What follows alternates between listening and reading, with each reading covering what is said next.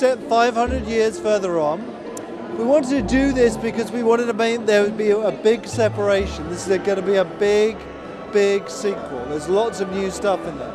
500 years further on, you start as, really powerless. You're just this urchin kid that lives in the streets of the slums of this city called Bowerstone. You're completely powerless. Now, I love this because I'm really telling the story of what it's going to feel like to attain power. So after a while, after you've been a kid for a while, you'll really appreciate the feeling of power that you get later on in the game. Why shouldn't we be playing games, us core gamers be playing games with people who don't play games? So that all comes down to the control system. And what I can do is I can say to the casual gamer, look, here you go, press the blue button. Don't worry about it, something cool's going to happen. Press the blue button, you'll swing your swords.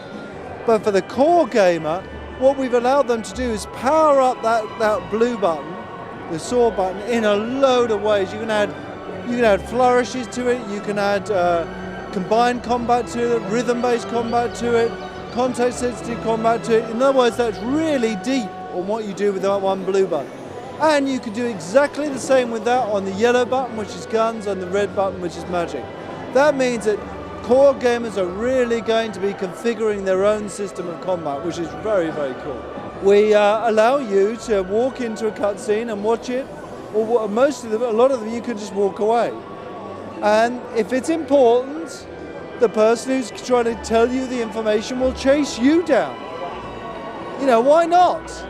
If it's not important, then the person will say, okay, fine, you don't want to hear about it, forget about it. In these cutscenes, during this cutscene's playing, normally I just sit back and watch. In Fable 2, you can use any of your abilities. You can use things like your expressions to alter the dialogue as the cutscene's being played. So if you think that someone's saying something funny, laugh at them. If someone's saying something sad, laugh at them anyway, see what they do. Just feeling that freedom to get involved, that word freedom again, to get involved in these cutscenes in the way you want to get involved, I think makes them more meaningful. If you want to rush through this story, you can. You can finish it in probably 12 hours, I don't know the exact time. But you're going to be poor. You're going to be a poor, famous hero. If you want to complete this story and be rich and famous, you're going to have to start earning money and going out to work. And going out to work is a whole new set of sub-games. You can become a barman or a blacksmith or a woodsman. You can even become an assassin. There are mini games, but with that money you earn, you can then start speculating. You can buy properties, you can do those properties up, and you can sell them off again. You can buy shops and become a shopkeeper. You can buy houses and rent them out to people. We really allow you to speculate and accumulate. There's another whole arm to Fable. Your hero can end up being about 8 or 9 foot tall, built like Arnold Schwarzenegger, only doubly so, massive horns coming over your head, this power streaming through your veins, really looking like this cool hero. But you're going to have to work on for that.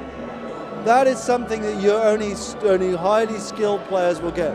The morph thing really ramps up and up and up and up. And I really want people who complete this game not to have seen all the morphs that are there. When I design things, I really think, what do I want the player to experience? And it's just simply with Fable 2, I want this to be one of your favorite games of all time. And it to be one of the most dramatic stories. And that really, really means something to me.